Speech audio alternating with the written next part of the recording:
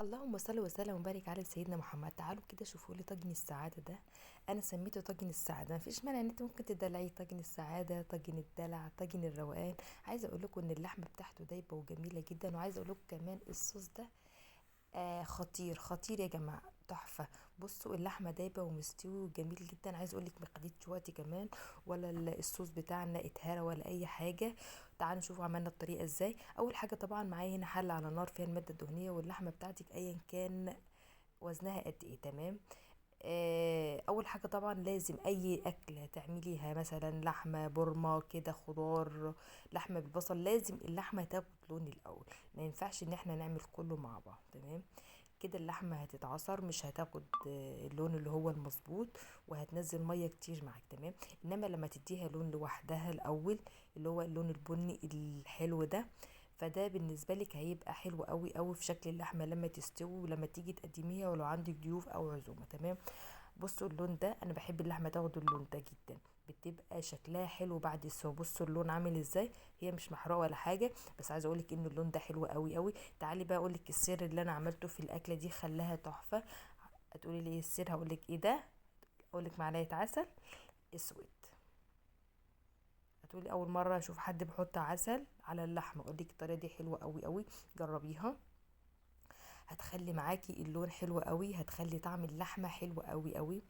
ومعايا هنا بصلتين متقطعين اللي هما الجوليان. تمام زي ما انتم شايفين كده. هقلبهم كويس مع بعض. تمام. وهخلي البصل ياخد يعني حوالي كده 5 دقايق سوا مع اللحمه. تمام لحد ما يتكرمل معايا. بصوا اللون العسل على الصوص بتاع اللحمه اللي هو كانت اللحمه منزلاه هنا. بعد ما اخدوا كده بالظبط حوالي 5 دقايق مع بعض، البصل بتاعي اتكرمل. بعد كده معايا فلفل الوان نزلت بيه، احمر اخضر اصفر زي ما تحب. ما عندكيش فلفل الوان تمام، ما فيش مشكله. ممكن تزيل فلفل اخضر بس. تمام. هتقلبيهم برضو مع بعض. انا خليت الطماطم اخر حاجه عشان ما تنزلش ميه. تمام مع الخضار بتاعي. بصوا لون اللحمه ده حلو قوي، لون اللحمه بيعجبني كده يا جماعه بجد، الطريقه دي حلوه قوي.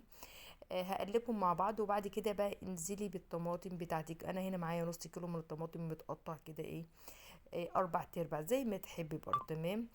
هقلبهم كلهم مع بعض واسيبهم على النار بتاعتي. هتنزل كل السوائل اللي فيها لحد ما تنزل كل السوائل اللي فيها وكده. دي بقى البهارات بتاعتي. 7 بهارات، فلفل اسود، رشه من القرفه، رشه صغيره من الحبهان المطحون. تمام. ومعايا ورق لوري برده. تمام زي ما انتم شايفين كده. وهقلبهم مع بعض واسيبهم برضو لحد ما ينزلوا ايه السوائل بتاعتهم. بعد كده نبدأ ننزل عليهم بالمية المغلية واحدة واحدة بالتدريج، عشان مش عايزاها تقلب شوربة معايا. تمام كده زي ما انتم شايفين. قلبي كده البهارات بتاعتي كلها مع بعضيها مع الخضار مع اللحمه. مش هتاخد معاكي وقت، تخلي الملح للاخر طبعا عشان ما ياخدش معانا وقت. هنا بعد ما اللحمه شربت الصوص بتاعها زي ما انتم شايفين كده، هبتدي بقى انزل عليها بالميه زي ما قلت لكم، واحده واحده مش كلها مره واحده. تمام. بس اهم حاجه طبعا تكون الميه مغليه عشان ما تاخدش وقت معانا في السوا. تمام. مهمه جدا يا جماعه ان احنا ننزل على اللحمه او اي حاجه، اي اكل بنعمله يكون الميه سخنه. تمام. هنا بعد ما استوت تمام هندخلها بقى الفرن في الطاجن بتاعنا، تاخد لون كده من حلو حلو من فوق كده. تمام. هو الطاجن كده كده مغسول، ما فيهوش اي حاجه يعني، ولا سخنته ولا اي حاجه. تكوني مسخنه الفرن بتاعك الشوايه من فوق، هتاخد اللون القمر ده. وزودتها كده بقرن فلفل احمر من فوق، اخد لون معايا. عايزه اقول لكم ان اللحمه كانت مستويه جدا دايبه، الصوص بتاعها كان خطير. صدقيني الصوص كله هيتاكل، مش هستنى منه ولا حته من كتر ما هو جميل. بصوا اللحمه لونها خطير خطير. ويلا باي باي، اشوفكم في فيديو جديد.